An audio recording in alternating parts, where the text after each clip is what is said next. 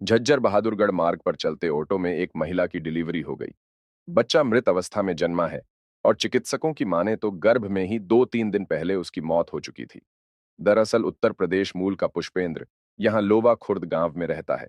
उसकी पत्नी सविता गर्भ से थी।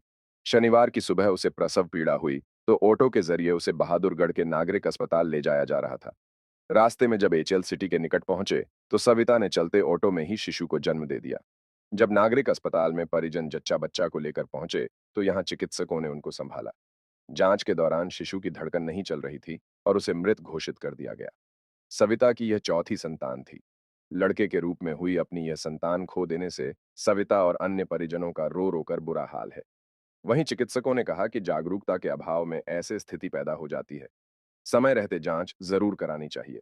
ऑटो में डिलीवरी हुई, मुझे पता चला, तो जैसे ही पता चला मैं नीचे गया तो देखा कि बच्चा मैं एक अटेंडेंट के पास था गोद में, और मदर भी थी साथ में।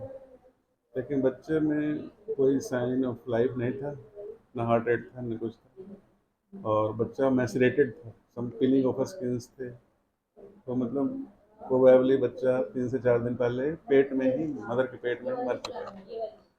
तो मोस्टली आई इंटराइट डेथ है।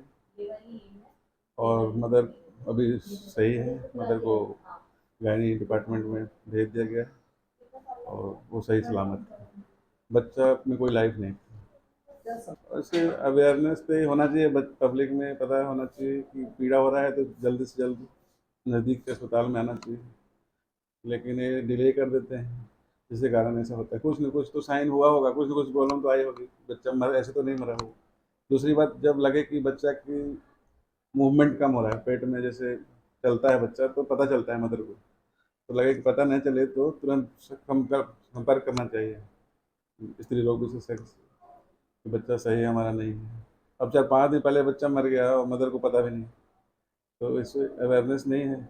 बच्चा जब इतना बड़ा में तो बच्चा घूमते रहता है पेट में, तो मदर को पता चलते रहना चाहिए। जैसे ही लगे कि कम घूम रहा है तो तुरंत मिलना चाहिए। तो